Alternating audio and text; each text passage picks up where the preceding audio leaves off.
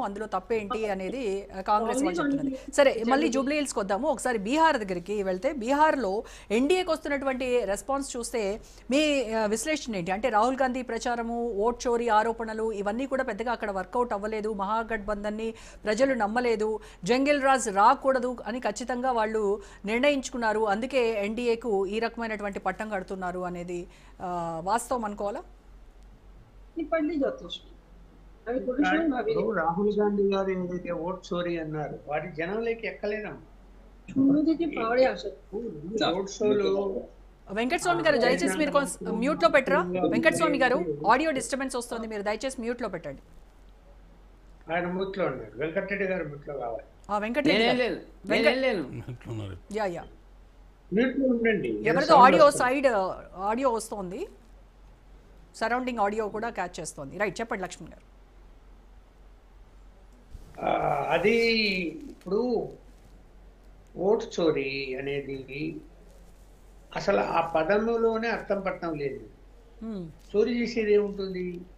ఇక్కడ బీజేపీ చోరీ చేసింది అంటే ఆమె దొంగ ఓట్లను యాడ్ చేసిందని, లేకపోతే తీసేసింది అని, అంటే ఉన్న ఓట్లను తీసేసింది అని. ఉన్న ఓట్లను తీసేయడం అన్నది ఒక ఎలక్షన్ ప్రక్రియలో భాగంది. ఆ ఇంట్లో ఉన్నారా లేదా అనేది వెళ్ళినప్పుడు లేనప్పుడు తీసేస్తారు. అది సహజంగా జరిగే ప్రక్రియని. కాకపోతే ఏంటి, ఆన్లైన్ సిస్టమ్ వచ్చిన తర్వాత ఆన్లైన్లో మన ఓటు కనపడకపోతే ఓటర్ ఐడి కార్డు యొక్క నంబర్ను ఎంటర్ చేసి మనం ఎక్కడ అడ్రస్లో ఉన్నామో దానికి సంబంధించిన ఆధార్ కార్డు కానీ లేకపోతే ఎవిడెన్స్ కానీ పెట్టేస్తే అది వితిన్ 24-48 అవర్స్లో మళ్ళీ మన ఓటు హక్కు అక్కడ చూపిస్తుంది. ఇక్కడ మేము ఇల్లు మారాము. ఉదాహరణ, నేను ఇల్లు మారాను ఒక ప్లేస్ నుంచి ఇంకో ప్లేస్కి. మారిన తర్వాత నేను ఆన్లైన్లోకి వెళ్ళిపోయి నేను నా చేంజ్ అడ్రస్ ఎంటర్ చేశాను. ఎంటర్ చేసిన తర్వాత అది ఒక 10 రోజుల కల్లా మారిపోయి కొత్త అడ్రస్లోకి వచ్చేసింది. ఇవన్నీ రాజకీయ పార్టీలు తెలీదా? మీరు ఇప్పుడు అయితే ఏంటంటే పేద వర్గాలు ఏం చేస్తాయి, అందులో బీహార్లో సెటిలర్స్ వాళ్ళు ఎక్కడెక్కడో వెళ్ళిపోయి ఉద్యోగ కూలి పనులు చేసుకొని జీవిస్తూ ఉంటారు. వాళ్ళకి ఇవన్నీ తెలియదు, ఆన్లైన్లో వ్యవహారాలు ఇవన్నీ. అక్కడేదో మన ఊళ్ళో ఓటు హక్కు ఉందిలే అనుకుంటారు. ఎన్యూమరేటర్స్ ఇంటికి పోయినప్పుడు లేనప్పుడు ఎక్కడ పోయారంటే ఎక్కడో పని చేసుకుంటున్నారు అంటారు పక్కింటి వాళ్ళు. తీసేస్తారా లేదా? తీసేస్తారు.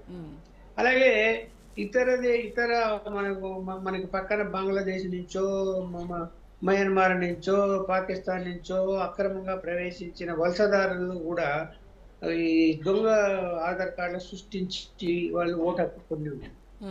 ఎన్యూమరేటర్ మళ్ళీ రివిజన్ లో వెళ్ళినప్పుడు వాళ్ళ ఇంట్లో లేరనుకోండి, అది బోగస్ అని తెలియపోలే తీసేస్తారు. ఇదంతా ఎవరు చేస్తారు? రాష్ట్ర ప్రభుత్వ అధికారులు, టీచర్లు చేస్తారు. కేంద్ర ఎన్నికల కమిషన్కి ఏంటి సంబంధం? అసలు రాష్ట్రంలో ఎన్నికల అధికారిని అంటే ఎన్డీఏ కనుసన్నల్లోనే సిఈసి నడుస్తోంది అని కదా వాళ్ళు ఆరోపిస్తున్నారు. సిఈసి నడుస్తుంది ఎక్కడ? ఢిల్లీలో. ఇక్కడ కాంగ్రెస్ పార్టీ అధికారంలో తెలంగాణ. ఇది రేపొద్దున ఇక్కడ డివిజన్ జరుగుతుంది. ఎవరు చేస్తారమ్మా ఈ డివిజన్ అంతా? ఇక్కడ ఎంప్లాయీస్ చేస్తారు కదా. ఎన్నికల కమిషన్ ఇక్కడ రాష్ట్ర ఎన్నికల కమిషన్ ఎవరు నియమిస్తారు? కేంద్ర ఎన్నికల కమిషన్. ప్రతిపాదన ఎవరు పంపిస్తారు? రాష్ట్ర ప్రభుత్వము ఒక 3 పేర్లు పంపిస్తే ఉన్న ఐఏఎస్ ఆఫీసర్లో, ఐపీఎస్లో వీళ్ళల్లో ఒకరిని పెట్టండి అంటే వాళ్ళు ఒకరిని పెడతారు. అంటే రాష్ట్ర ప్రభుత్వం యొక్క ప్రతిపాదన మేరకు పెడతారు. వాళ్ళు వీళ్ళ కన్సర్న్లో ఉంటారా, వాళ్ళ కన్సర్న్లో ఉంటారా? వాళ్ళు ఇక్కడ స్టేట్ గవర్నమెంట్ ఎంప్లాయీస్ ఎవరి కన్సర్న్లో ఉంటారు? ఇదంతా ఏమి లేకుండా ఊరికి ఏదో ఒక నినాదం తీసుకొని బీజేపీని బదనాం చేసేసి లబ్ధి పొందుతామనే ఒక ప్రయత్నం బీహార్లో జరిగింది. ఇప్పుడు 60 లక్షల ఓటర్స్ అన్నారు, డివిజన్లోకి వెళ్ళిపోయారు, వాళ్ళు లేరని తేలింది. తీసేశారా లేదా? ఏం చేయగలిగిండు? తీసేశారు, రిమూవ్ చేశారు 54 లక్షల మంది. మీరు ఏం చేశారు? ఏం చేస్తే అక్కడ ఉంటే కదా. ఇది ప్రాక్టికల్ గా జరిగేటువంటి అంశము. మళ్ళీ ఏమంటాడు, ఇతర రాష్ట్రాల్లో కూడా అట్లా ఓటు చోరీతోనే రాష్ట్రాలు గెలిచిపోయాయి అని ఒక నినాదం తీసుకున్నాడు. ఇది ఎన్నికల కమిషన్ ఓటర్ విషయంలో రెగ్యులర్ ప్రాసెస్. ఎప్పుడైనా మన ఓటకు మనం పొందొచ్చు, మనం ఇంకో ప్లేస్లోకి మార్చుకోవచ్చు, లేదా ఇంకో స్టేట్కి పోతే ఆ స్టేట్ కూడా మార్చుకోవచ్చు, అన్నీ ఉన్నాయి. అన్ని ఉన్నప్పుడు కాంగ్రెస్ పార్టీ మరి నిజంగా ఓటు మీ కార్యకర్తలు లేరా అక్కడ? ఆ ఇంట్లో ఎవరున్నారని మీకు తెలీదా? ఆ ఇంట్లో వాడు ఓటు హక్కు లేకపోతే వానికి ఓటు హక్కు వానికి కల్పించేటువంటి పని మీరు చేయాలి కదా. అలాగే బీజేపీ కూడా కార్యకర్తలు ఉన్నారు కదా, వాళ్ళు చేయొచ్చు కదా. అవన్నీ ఏమి చేయకుండా ఏదో చోరీ జరిగిపోయింది అనేటువంటి పద్ధతిలో మాట్లాడితే, అరే మీరు ఓట్లు వేయించుకోవాలని అనుకున్నప్పుడు వాళ్ళకు ఓటు హక్కు ఉందా లేదా, వాళ్ళ ఇంట్లో ఉన్నారా, బయటికి వెళ్ళారా, లేకపోతే బంగ్లాదేశ్ నుంచి వచ్చిన వాళ్ళు ఇక్కడ ఉన్నారా చూస్తే తెలిసిపోతుంది. వాళ్ళు బంగ్లాదేశ్ వల్ల, మయన్మార్ వల్ల, లేకపోతే నేపాల్ వల్ల ఎవరని తెలిసిపోతుంది. అరే ఎందుకు వచ్చారు ఇక్కడికి అని చెప్పాలి. అది వదిలేసి వాళ్ళు దొంగ కార్డులతో, వాళ్ళు ఆధార్ కార్డులతో ఓటు హక్కు తీసుకుంటే మీరు వాళ్ళని సమర్థిస్తారా? ఎవరు ఏ పార్టీ సమర్థించకూడదు, వాళ్ళని పంపించేసేయాలి. ఎట్లా ఓటు హక్కు ఉపయోగించుకుంటారమ్మా వాళ్ళు? వేరే దేశాల నుంచి వచ్చి అక్రమంగా వచ్చి మనం వెళ్ళి ఇంకో దేశానికి వెళ్ళి మనం ఓటు హక్కు పొందాలంటే సాధ్యమే కదా, జరిగే పని అది.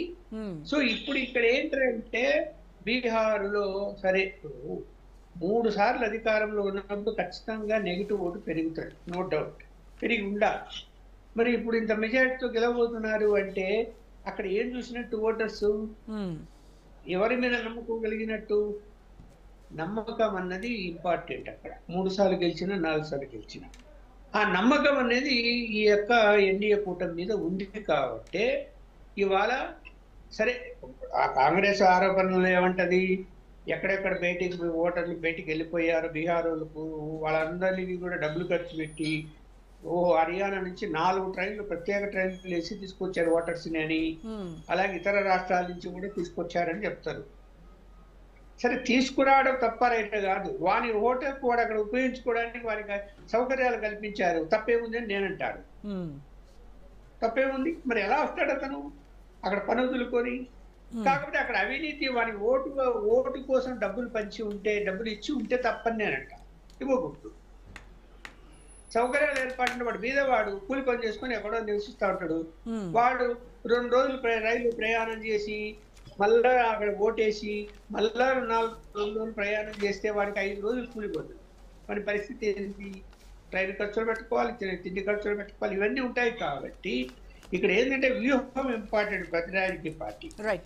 ఎన్డీఏ ఏదైతే బీజేపీ ఉందో ఆ వ్యూహాన్ని ప్రతి వ్యూహం పడినటువంటి ప్రయత్నంలో కాంగ్రెస్ పార్టీ విఫలమవుతుందేమో అని నేను అనుకుంటున్నాను. రైట్ లక్ష్మణ్ గారు, మళ్ళీ మీతో మాట్లాడతాను. Right, thanks for joining Venkataswamy గారు, వెంకటరెడ్డి గారు, నాగేంద్ర గౌడ్ గారు, థ్యాంక్ యూ అండి. రైట్, ఒక షార్ట్ బ్రేక్ తీసుకుందాము. అప్డేట్స్ కొనసాగుతూ ఉంటాయి. Stay tuned to Raj news.